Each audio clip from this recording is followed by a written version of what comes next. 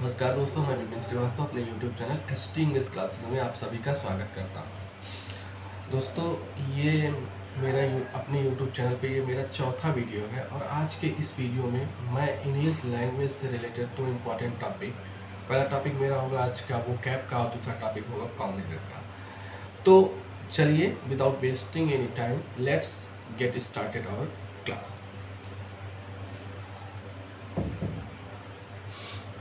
हमारा आज का पहला वर्ड है वैसिलेट।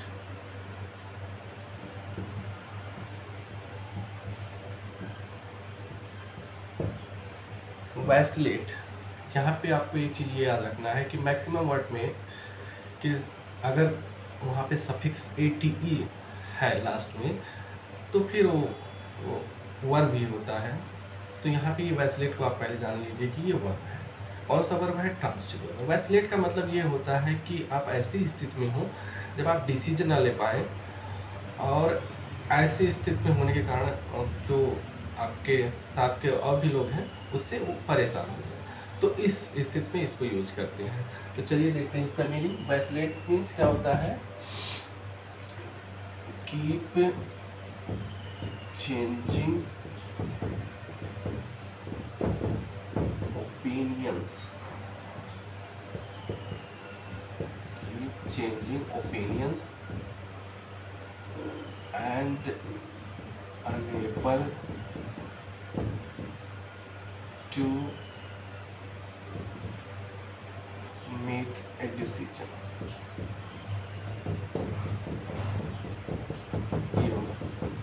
यानी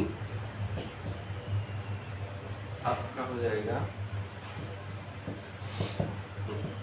आपका होगा यहाँ पे निर्णय ना ले पाना, निर्णय ना ले पाना, ये हो गया इसका हिंदी मीनिंग। ठीक है। वर्ब कैसा है? ट्रांसटिव। कहीं पर भी अगर आपको ATE सफिक्स के रूप में दिखाई दे किसी भी वर्ड के साथ, तो आप मैक्सिमम केस में ये मान के चलिए कि वो वर्ब ही होगा। अब इसके कुछ सिनोनिम्स देख लेते हैं। सिनोनिम्स इसके, पहला आपका डिथर हो गया, दूसरा आपका ओसिलेट हो गया, ओसिलेट, तीसरा आपका हो गया हाल्टर, स्टैगर, वेवर, ये हो गए इसके सिनोनिमस वर्ड। और भी वर्ड हैं लेकिन मैंने जो इम्पोर्टेंट है उसको लिख दिया है।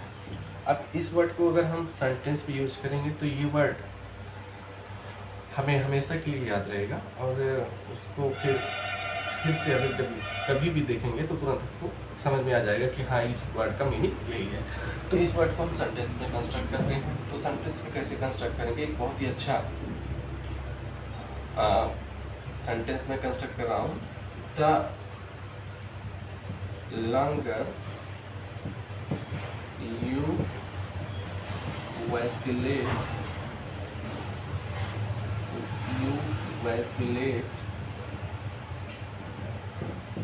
the less time you have to do anything worthwhile। यानी अगर आप जितना ज़्यादा किसी काम को करने में टाल मटोल करेंगे तो आपके पास बहुत कम ही समय मिलेगा कोई भी अच्छा काम करने के लिए। तो इस वर्ड को इस तरह से हम यूज करते हैं। एक और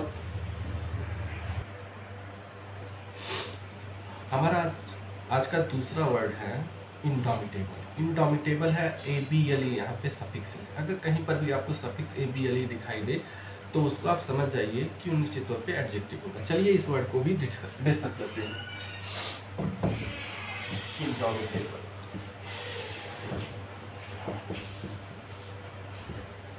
अगर हम पार्ट ऑफ स्पीच की बात करें तो ये आपका एडजेक्टिव। ठीक है। तो इंडोमिटेबल का मतलब होता है कि एक ऐसा व्यक्ति जिसको हरा पाना मुश्किल। तो ये एडजेक्टिव है, तो यहाँ पे हो जाएगा impossible, impossible to defeat someone who is determined। ये हो गया इसका मीनिंग, यानी जिसको हरा पाना मुश्किल है।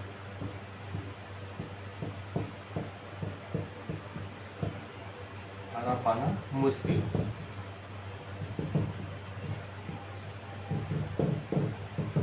इसके हम सिनोनिमस वर्ड की बात करें तो इसके सिनोनिम्स जो हो जाएंगे, पहला आपका इम्प्रेग्नेबल। ये वर्ड आपका वन वर्ड सब्स्टिट्यूशन के लिहाज से भी देखा जाए इम्पॉर्टेंट है, इम्प्रेग्नेबल। यहाँ पे ये हो गया। दूसरा आपका इनविंसिबल, इनविंसिबल ये हो गया। तीसरा आपका इनसरमाउंटेबल, सरमाउंटेबल। चौथा आपका एक और वर्ड है अनअसेलेबल, ये हो गया। यानी इम्प्रेग्नेबल, इनविंसिबल, इनसरमाउंटेबल ये वर्ड्स हैं। और भी वर्ड्स हैं अनकंक्योरेबल, कंक्योरेबल। तो जो इम्पोर्टेंट वर्ड्स था मैंने लिखा दिया है। तो सिनोनिम्स इसके हो गए। अगर हम इसको सेंटेंस में कंस्ट्रक्ट करें तो ये एडजेक्टिव है।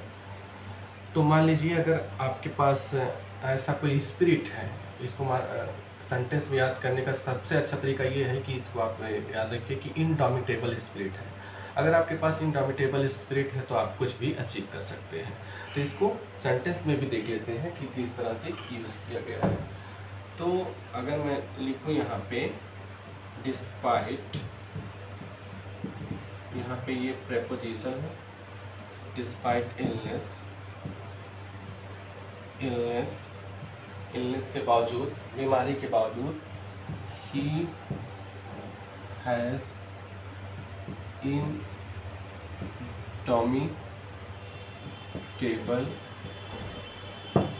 Indomitable spirit.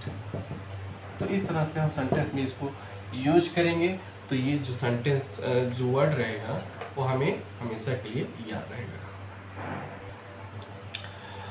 दोस्तों आज का हमारा ये तीसरा वर्ड है जियोपार्डी। जियोपार्डी का मतलब होता है खतरा। कोई ऐसा खतरा जो आपके इंजरी से रिलेटेड हो, आपके लाइफ से रिलेटेड हो, तो ऐसे खतरे के लिए हम जियोपार्डी का यूज़ करते हैं। अगर हम पार्ट ऑफ स्पीच की बात करें तो ये पार्ट ऑफ स्पीच इसका नाउन होगा। कौन सा नाउन होगा? एब्स्ट्रैक्ट नाउन होगा। तो इसको भी देखते हैं। Jeopardy, eminence, eminence of death, illness, यानी आपको इलनेस से या डेथ से या इंजरी से जो भविष्य में होने वाला है उसके खतरे के लिए ये वर्ड का, इस वर्ड का हम यूज करते हैं। इसका जो हिंदी में मीनिंग होगा वो होगा जो खतरा। पार्ट ऑफ स्पीच इसका नाउन है। कौन सा नाउन है? Abstract noun. ठीक, ये हो गया। अगर हम इसके सिनोनिमस वर्ड की बात करें तो इसके भी कई सिनोनिमस वर्ड हैं, इसको भी हम देख लेते हैं। इसके सिनोनिमस वर्ड, पहला आपका बहुत ही अच्छा वर्ड है पेरिल। दूसरा आपका डेंजर। तीसरा आपका पिकेरियसनेस, पिकेरियसनेस। नेस कहीं पर भी आपको सफिक्स के रूप में दिखाई दे तो आप समझ जाइए कि वो वर्ड नाउन होगा। इसके बाद आपका ससेप्टिबिलिटी,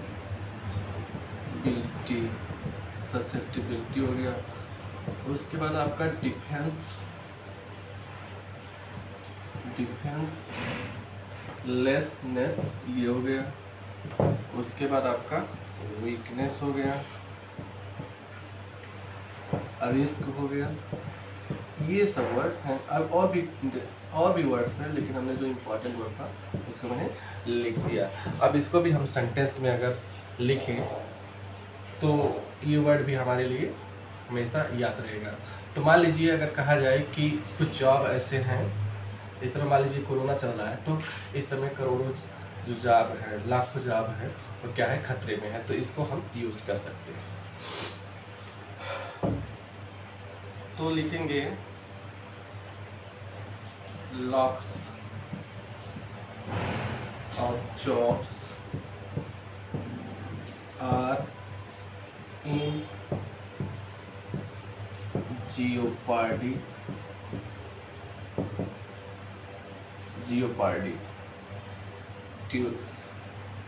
at present मीन्स वर्तमान समय में जो लाखों जॉब है वो क्या है, खतरे में है। तो इस तरह से हम इस वर्ड को याद रखेंगे। दोस्तों हमारा दूसरा टॉपिक आज का जो है वो कॉमन एरर का है। चलिए अब कॉमन एरर के भी क्वेश्चंस को सॉल्व करते हैं, और ये क्वेश्चंस आपके एग्जाम के पॉइंट ऑफ व्यू से काफ़ी इंपॉर्टेंट है। तो पहला क्वेश्चन देखते हैं। पहला question,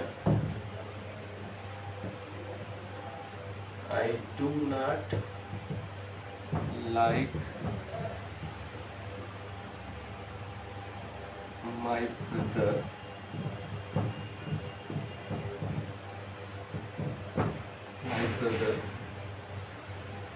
playing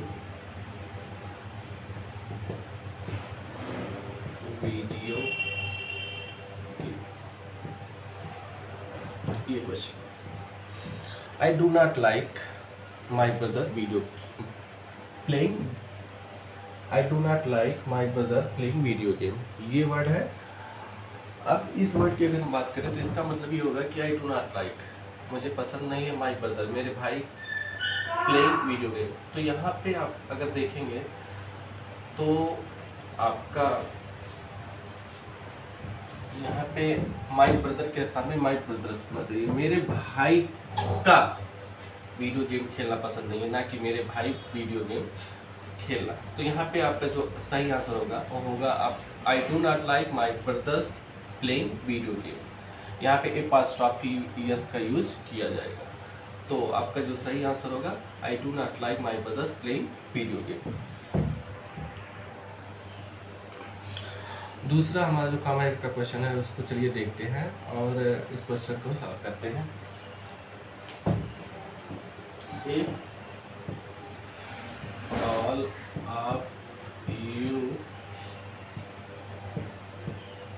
quarrel among yourself,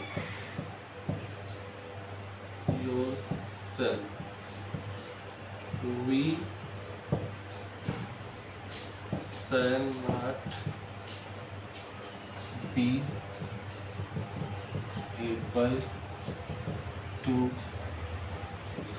solve your problems। ये हमारा दूसरा क्वेश्चन है। If all of you quarrel among yourself I shall not be able to solve your problems. इसका मतलब ये होगा कि अगर आप लोग ऐसे ही आपस में झगड़ा करेंगे तो मैं आप लोगों का जो समस्या है उसका निदान नहीं कर पाऊंगा। तो यहाँ पे एक चीज़ आपको ये याद रखने की ज़रूरत है कि यू सिंगुलर भी होता है, प्लूरल भी होता है, सेकेंड पर्सन का प्रोनाउन है। तो यू अगर सिंगुलर होगा तो इसका जो रिफ्लेक्सिव केस होता है वो योर सेल्फ होता है। यू अगर सिंगुलर होगा तो इसका रिफ्लेक्सिव केस योर सेल्फ होगा, सिंगुलर। और अगर यू प्लूरल होगा,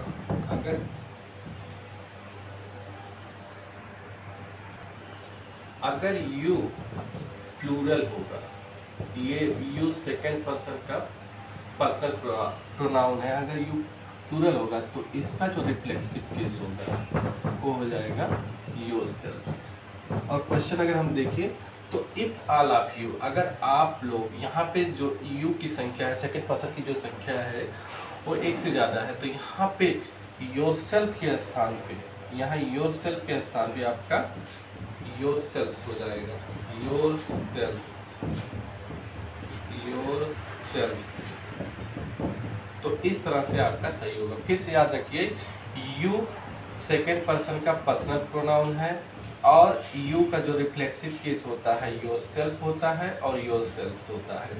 अगर यू सिंगुलर है तो उसका रिफ्लेक्सिव केस योरसेल्फ, अगर प्लूरल है तो उसका रिफ्लेक्सिव केस योरसेल्फ हो जाएगा। और इस क्वेश्चन में लोगों की संख्या एक से अधिक है, तो यहाँ पे आपको योरसेल्फ नहीं बल्कि योरसेल्फ्स का यूज करना पड़ेगा।